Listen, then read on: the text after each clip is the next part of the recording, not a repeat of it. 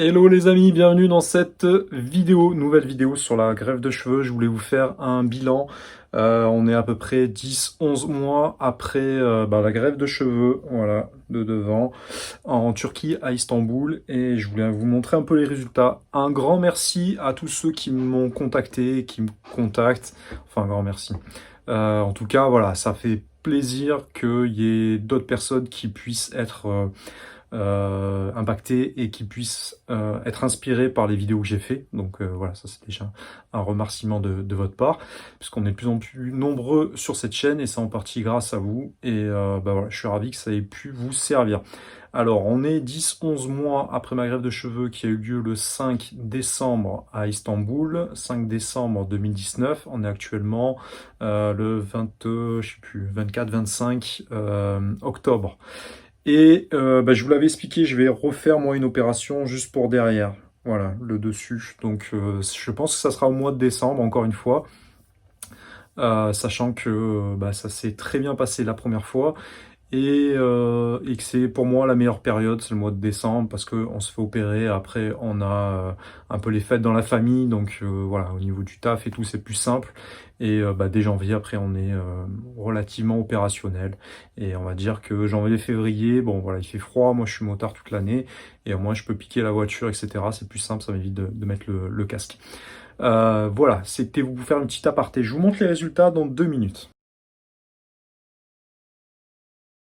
Il y a beaucoup de personnes qui m'ont sollicité pour me poser des questions par rapport à la greffe. Est-ce qu'ils me recommandaient telle ou telle clinique, etc. Bon, moi, pour ma part, je ne peux pas, je n'ai pas une expertise dans toutes les cliniques de Turquie. Je ne peux vous recommander que celles sur lesquelles moi je suis passé.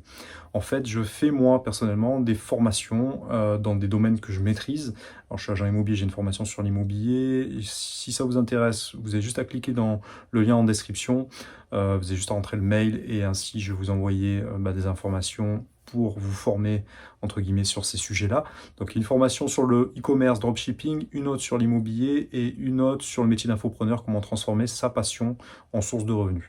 Et je vous prépare également une formation sur la bourse, le trading et les paris sportifs. Voilà, pour tous ceux qui veulent essayer de développer un petit peu leur intelligence financière, entre guillemets, et également une formation qui me semble très importante sur la santé et sur le sport. Et également, je vous ferai à l'intérieur un programme dédié vraiment pour les greffes de cheveux, etc. J'ai une amie qui m'a posé des questions pour l'immobilier et on se rend compte, ce qu'elle a constaté, c'est qu'en allant sur les forums, tout le monde se contredisait. En France, on ne sait pas faire simple, on a 3 appellations pour un seul terme et du coup, on est un peu perdu. Et pour les greffes de cheveux, c'est exactement pareil. Lorsqu'on est contacté après par des cliniques, et chacun va nous dire des tarifs différents, etc. Alors on peut trouver des tarifs à 1500 euros, à presque 1000 euros ou 2000, 2500 euros. Où est la vérité là-dedans? Personnellement, moi, j'ai pas d'expertise pour vous aider là-dedans. Par contre, moi, la clinique que je vous recommande, c'est du sûr parce que je suis passé chez eux et j'ai obtenu de très bons résultats avec eux. Pour rappel, en France, c'était à peu près 10-15 000 euros pour une opération par rapport au nombre de greffons équivalent à ce que j'ai connu en Turquie. Et quelques personnes ont réussi à trouver quand même des cliniques où ils avaient des tarifs autour de 5 000 euros. Là, ça me paraît quand même raisonnable, en tout cas pour la France. Bon, retenez que moi, en tout cas, je vous recommande vraiment à 100% la clinique du docteur Serkan Aygen. Il y a toutes les informations dans la description, hein. Vous avez juste à cliquer et vous avez toutes les infos qui sont répercutées avec le correspondant francophone si vous voulez le contacter. Je vous laisse entre de bonnes mains avec eux, hein, entre guillemets, c'est eux qui sont occupés de moi. Moi, j'y retourne au mois de décembre, c'est pas pour rien. Voilà, je vais faire également le haut du crâne, je sais pas si vous y voyez. Voilà, ils vont me récupérer encore sur ma zone donneuse qui me permet encore de faire une petite opération. Et après ça, je pense que voilà, ça fera presque 4000 greffons devant. Et à mon sens, ils vont m'en remettre encore 3000 au moins, au minimum, au-dessus du crâne. Et après, normalement, je serai tranquille.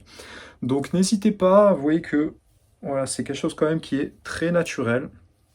Alors quand on a les cheveux très courts, on a tendance à aller tout le temps chez le coiffeur parce que du coup ça se voit, hein, le moindre écart. Mais quand on a les cheveux, c'est pareil, hein. En fait, on est toujours entre deux coupes et c'est un peu bizarre. Donc voilà. On avait fait un petit film là, pour notre agence immobilière. On avait contacté un réalisateur, je vous partagerai bientôt, ce film-là. C'est un film un peu cinématographique, vous allez voir, c'est quelque chose de très réussi. Je viens de voir le 1er rush et c'est vraiment top. Mais c'est pas encore fini, je vous en parlerai plus tard. Et pour l'occasion, moi j'étais allé chez le coiffeur et là je l'ai fait pousser encore un petit peu, voilà, on va voir ce que ça donne. Mais dans tous les cas, au mois de décembre, ils vont tout me couper. Si vous avez des questions, n'hésitez pas à me les poser, je suis là pour vous aider. Et je vous fais cette vidéo également parce que là, dans 5 minutes, là, je prends la moto et je vais me faire un blanchiment des dents. Vous voyez, j'ai les chicots là. Alors avec la lumière, j'ai une grosse lumière dans la gueule, c'est pour ça que voilà, vous me voyez un petit peu ruisselant. Mais en tout cas, je vous fais un petit avant-après, comme ça vous voyez un petit peu ce qu'il en est. Ah, j'ai les dents un peu ici qui sont un peu tordues, mais je peux pas avoir de rendez-vous avec le dentiste parce qu'avec le Covid, voilà, c'est impossible de les joindre. Je vais voir s'il y a moyen de redresser ça et je voulais faire un petit blanchiment là pour voir ce que ça donnait. Donc vous avez un petit résultat avant. Et après, je vous ferai la vidéo et je vous la grefferai à cette vidéo sur les cheveux parce qu'il me semblait que c'était complémentaire. Donc voilà, ça peut peut-être intéresser certains d'entre vous. Ça se fait un petit peu de partout et je vous dirai un peu mon ressenti, ce qu'il faut faire, ce qu'il faut pas faire, est-ce que c'est douloureux, est-ce que ça peut vraiment être dangereux entre guillemets.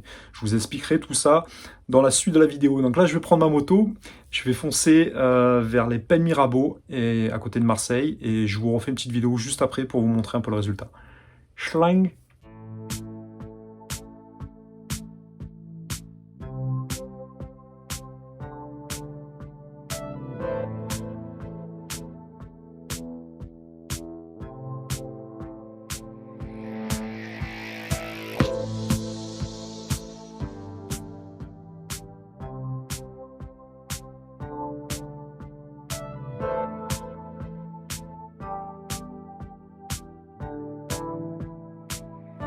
Yep. Alors salut les amis, j'ai terminé la séance sur les dents. Voilà, donc ça m'a coûté 80 €, je crois que c'est 120 € pour 2 séances. Il conseille de faire 2 séances au moins. Bon, moi je voulais pas un truc trop agressif et surtout moi j'ai les dents ultra sensibles, mais honnêtement je n'ai pas eu de douleur. Le seul truc c'est que elle m'a mal mis l'écarteur, enfin j'ai un écarteur qui était un peu trop grand et du coup il y a un peu de produit qui est tombé sur ma lèvre qui fait que voilà c'est un peu blanc, ça c'est un peu brûlé, mais il paraît que ça va partir sous quelques heures. Alors moi dès que je suis sorti, j'ai vu le résultat. Je sais pas si on voit bien parce que j'ai la lumière là, qui permet d'éclairer à la caméra, mais vous voyez grosso modo. Même à la lumière, c'est quand même beaucoup plus blanc. Donc je vais arrêter de faire des grimaces, mais je sais pas ce que vous voyez, mais moi je trouve que c'est pas mal. C'est l'effet que je voulais en fait. Donc c'est cool. Si vous avez l'occasion de le faire, faites-le. C'est honnêtement pas très agréable. On reste pendant 40 minutes. Je vous mettrai au montage, je crois que voilà, il y a quelques images. On a un écarteur dans la bouche. Au début, ils mettent un produit en fait. Je pensais que c'était le produit direct, mais c'est le produit qu'ils mettent au niveau des gencives, qui finit par colmater, devenir un peu dur pour protéger vraiment les gencives. Ensuite, il me semble qu'ils mettent un produit en fait qui est mis de partout. Et après, il y a la genre de lampe à UV qui doit faire le taf en fait pour retirer un petit peu voilà, le travail sur les mailles. Moi qui ai les dents assez sensibles, je m'attendais à avoir mal aux dents en sortant, parce que dès le début je sentais que ça brûlait un petit peu entre guillemets, mais honnêtement non, quand on sort, pas du tout. Donc bon voilà, moi je suis parti en moto, elle me conseillait de mettre le masque pour pas avoir le vent là au niveau de la sensibilité, mais voilà, elle m'a pas mis le truc à fond, parce que justement j'avais le truc à la lèvre, donc après elle m'a retiré un petit peu la lampe qui était vraiment au-dessus, donc je pense que le résultat pourrait être encore mieux, mais bon moi je trouve que c'est déjà cool, voilà, je voulais un effet juste un petit peu blancheur, faire un peu de fraîcheur voilà, au niveau de la dentition. Elle recommande de faire 2 opérations par an et pas dépasser, 2 opérations, de traitement, t'as compris, et soit tu peux les faire de manière très rapprochée, soit tu peux les espacer dans le temps. Bon, moi je pense que je vais encore attendre un bon mois, et après bon, je referai peut-être une séance, histoire d'avoir un effet encore plus blanc, parce qu'après, évidemment, ça s'estompe un petit peu dans le temps, ce qui est normal, voilà, et après il faut éviter le soir même de boire du coca, du café, du thé, des plats en sauce, etc. Donc il y a juste les restrictions le premier jour, et après, dès le lendemain, voilà, c'est reparti comme l'an 40.